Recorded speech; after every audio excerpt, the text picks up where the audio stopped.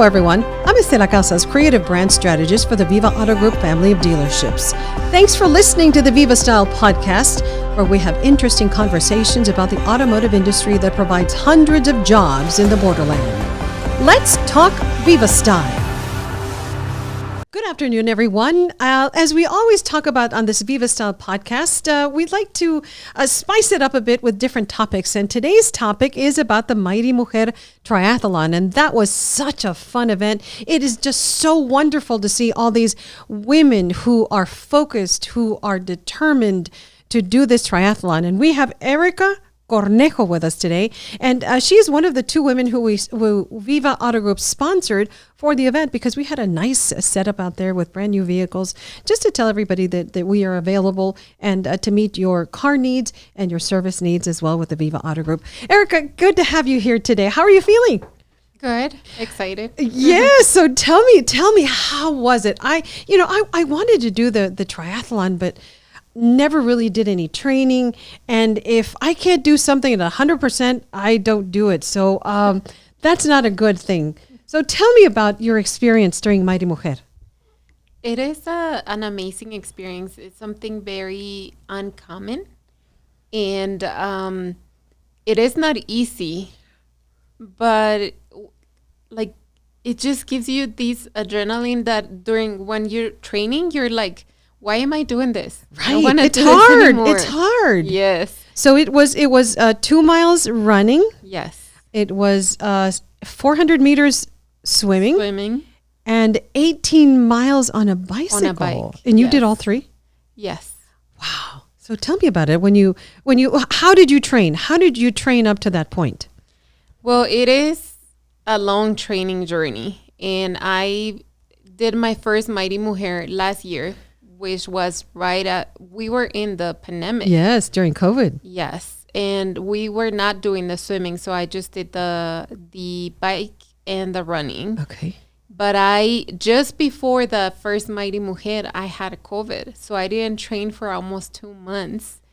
And even the doctor said, don't even try it, because it is going to be hard. Yeah. And I was like, no, I signed up for it, so I'm just going to do it.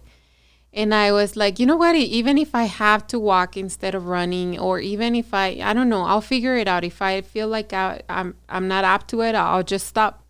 But no, I was able to do it. And it just gave me that need that, like, I have to do it again. Like, I have to do it again. Why? I don't know. It's just something, once you it's cross a goal. that finish it's a goal, line, right? It's like, man, I can do this. I can do this. I can do it again, and I'm just going to do it, and I'm just going to try it. And it gives you that accomplishment sense that you're just like, dude, I can do this. I can handle this. Yeah. It just seems very hard. The training part to me is probably one of the hardest. I exercise 3-4 times a week. I go to Orange Theory. I do the bicycle. I do 6 miles in 15 minutes. I do a 5-minute mile.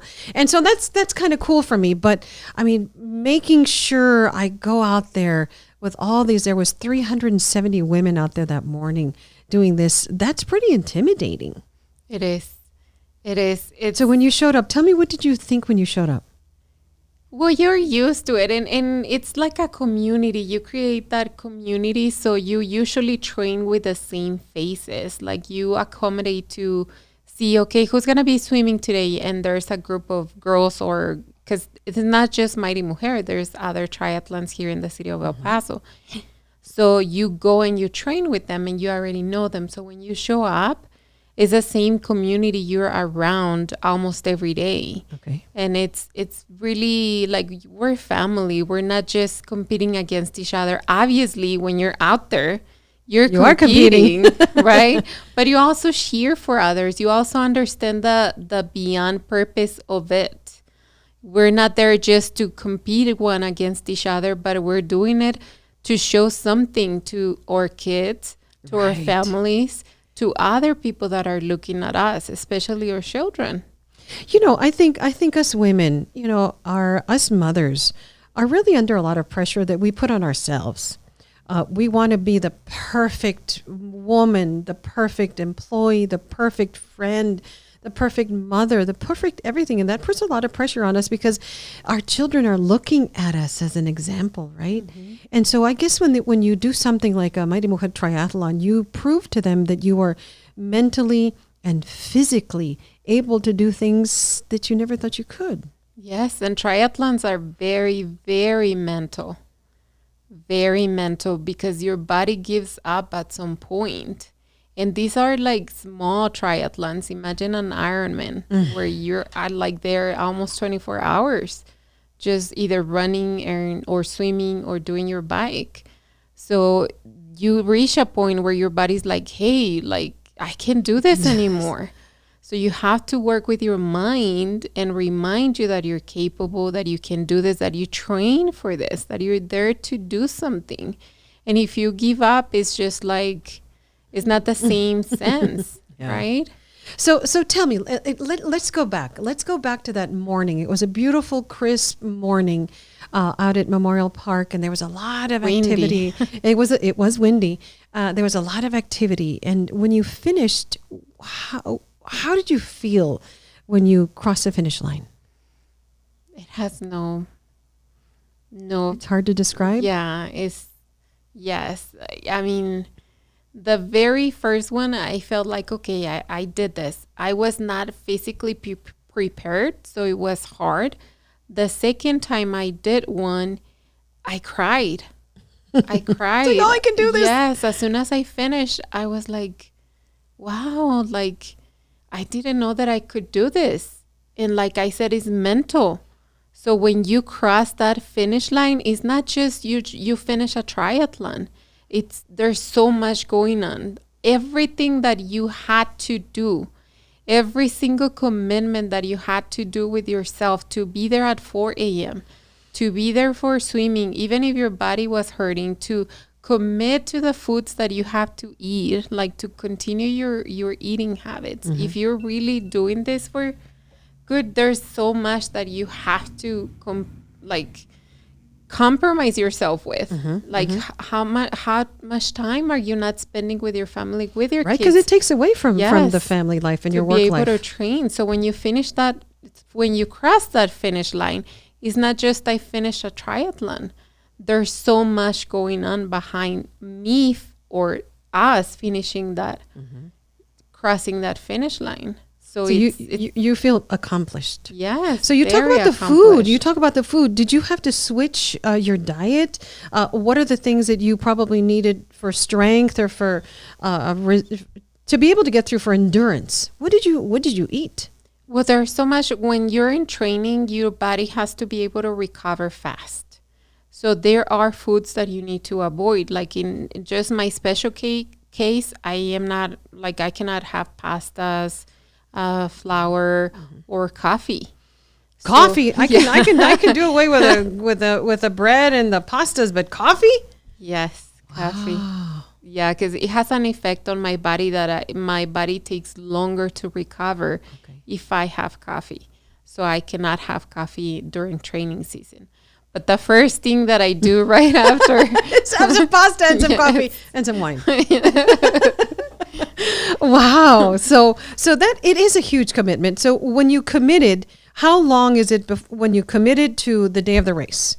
So how long did you train on your diet, on your exercise, even if you walked instead of running? How long did that take? How long do I need to prepare for a triathlon? If you're like new into healthier mm-hmm. things, or like you're completely new to the triathlons, I would say minimum 6 months. Okay. If you are like a person that usually works out and mm-hmm. knows how to do the 3 activities, maybe 3 months, 45 days of good training will get you there, because it's not long distances. It's totally doable, because 3 miles, there's a lot of people that run here on 3 miles on a daily basis. Yeah. But you don't. No. You do now, right? So tell me a little bit about yourself. Are you from here? What do you like to do besides triathlons? And when is your next one? This Sunday. This Sunday? Oh my think. gosh, it's a Memorial Day weekend triathlon. Yes, it's the Try 915. Yes, okay. Yes, and it is going to be on the east side. I am not doing the full thing this time. I joined with some friends and I'm doing a relay, so I'll be just doing the bike. But I'm very excited for it. On the personal level, my name is Erica Cornejo, and I'm a real estate agent here in the city of El Paso, and I'm also a life coach here in the city of El Paso. Okay, so you have a lot of goals in mind. So we wish you the best on your triathlon. How many miles? 18 on the bike? Yes. Okay. 18 miles, yeah. So you're ready for that. Of hills. Oh my gosh. Okay, so you have to have very strong legs, but most importantly, that focus and that mindset. But I'm very proud of you. You're a great example to all women who set their mind to do something and just accomplish it and get through and get through the finish line. And that's very important. Thank you. Thank you for coming by. Have a great day, everybody. We'll see you next time. And remember that if you like and share the Viva Auto Group Facebook page, you can win a gift card, a $50 gift card. We'll see you next time. Thanks for watching. We'd like to hear what you think about today's conversation. Go to the Viva Auto Group Facebook page and like us. If you're in the market for a new or pre-owned car or truck, we invite you to choose a Viva vehicle. The future to shrink your carbon footprint begins now. It's meaningful driving, and change starts with us. And Viva with the Kia EV6 or Niro, Ford Mustang Mach-E, Nissan Leaf, Chevy's Bolt with electric power that moves you, or a hybrid that combines electricity with fuel. Lessen your personal impact on the environment on the road with an EV or hybrid from any of our Viva vehicles. What's your Viva style? It's what you want it to be in El Paso and Las Cruces.